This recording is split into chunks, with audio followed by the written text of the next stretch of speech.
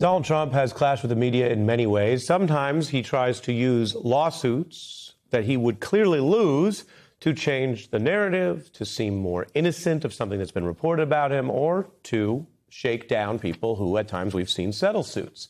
And so it's really important that we follow up on this story, a federal judge tossing Trump's Epstein defamation case against the Wall Street Journal. You may recall the Journal was the outlet that first reported on this drawing, and Trump was so upset that it showed that he had made this kind of birthday greeting for Jeffrey Epstein, which is a far more direct way to show at least kinship with this individual than just showing up at a party.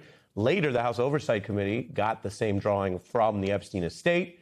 So in a chain of custody, this seemed very much like a verified story. Trump claimed it was false and sued. The judge, though, wrote that President Trump has not even plausibly alleged the defendants published the article with malice, and the president has been unable to sow any real questions about the authenticity of that letter. Remember, this is what Trump was saying at the time, filing what is now a loser lawsuit. I don't do drawings. I'm not a drawing person. I don't do drawings. I'm not a drawing person. I don't do drawings of women, that I can tell you. They say there's a drawing of a woman, and I don't do drawings of women. He kept repeating, I don't do drawings, which maybe he thought was a way to deny it without literally actually saying, I didn't send or sign that birthday card. But the case was making that point, that somehow this was false. He's lost. And remember, the world can be complicated. Rupert Murdoch owns Fox News and all of the MAGA support they're giving, but he also owns the Journal. And unlike some other major company heads, he stood by that reporting and defended it in court. So chalk that up as a big Epstein loss for Trump. Meanwhile, some other corporate executives who have also been cozy with Trump are making moves. David Ellison is the billionaire who owns CBS and is in the process of this big media merger, and he's now hosting a special private dinner to honor Trump. This comes as, of course, Trump's administration reviews his merger aspiration, taking on CNN and Warner Brothers Studios. So there's plenty of bad news these days. There's bad news in the economy. Americans pay more for gas and groceries.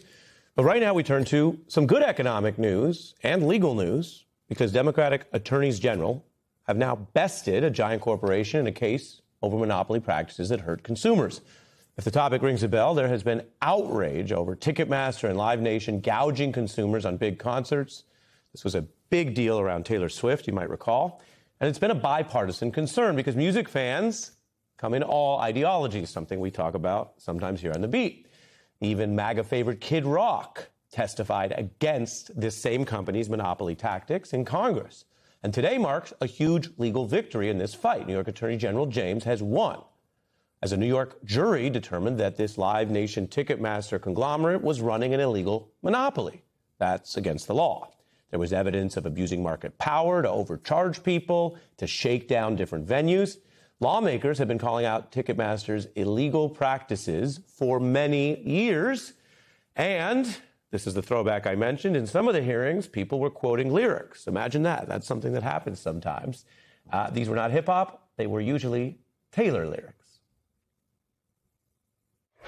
What Ticketmaster and its parent company, Live Nation, are doing looks like an illegal monopoly. As a ode to Taylor Swift, I will say we know all too well. This merger between Live Nation and Ticketmaster will absolutely have and continue to have a detrimental effect on their prices. Ticketmaster ought to look in the mirror and say, I'm the problem. It's me. I think it's a nightmare dressed like a daydream. I don't think we ought to go there.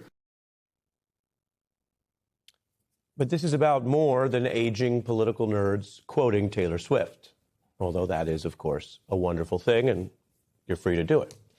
Antitrust prosecutors all the way back in the Biden DOJ were pushing this case. It has huge economic and cultural impact. So back in 2019, they were going at the antitrust issues. Now, the Trump DOJ continued this case for a while.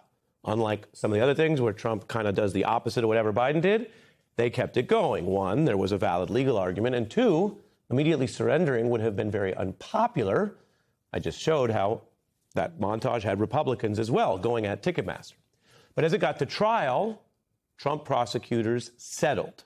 And we reported that at the time, Over 30 states which had joined this case vowed to keep fighting. That brings us up to today. DOJ had gone easy on the big company. They weren't requiring a breakup. But now the states with this win have more leverage. The judge will decide remedies in another proceeding building off of this. That could include possible divestments or separation to break up this very unpopular conglomerate that has found to be monopolistic. There could even be monetary damages. This is one of those things that when you see that it started all the way back as early as 2019 across two administrations, the feds in and out and states, you say, God, what a hassle. And that's the thing about some very important matters of justice or economic fairness. They are a hassle, and these big companies actually spend a lot on lawyers and lobbyists and the rest to try to drag it out and grind it out and slowly, hopefully win. Well, tonight, the news is they lost. And today is really a victory, not only for those attorneys general, but primarily for fans, for consumers, and for the rule of law. It's really critically important because Live Nation and its subsidiary Ticketmaster engaged in this monopoly where they focused primarily on ticket sales, where they focused on promotion, where they owned a significant number of venues and marketing as well. And so we are seeking divestiture to break up these two companies. It goes back to when they were when they first merged in 2010. There were some terms that DOJ put in place, and then in 2020 they again violated those terms.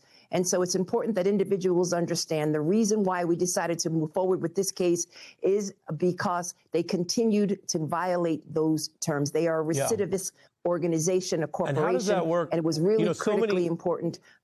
So many consumers, they feel like completely outgunned. And so you, with, as you mentioned, other attorneys general in other states, you fought this for consumers. What do you say to people who feel completely outgunned by these big companies? What's going to change for them? I think it's important that individuals understand that this was the liability phase of this trial. Next, we will go to remedies, and those remedies will be argued before a judge. And what we are seeking is divestiture, which means a breakup between those two companies, as well as divestiture from all of the amphitheaters that they own. They own 70% of the venues in our nation.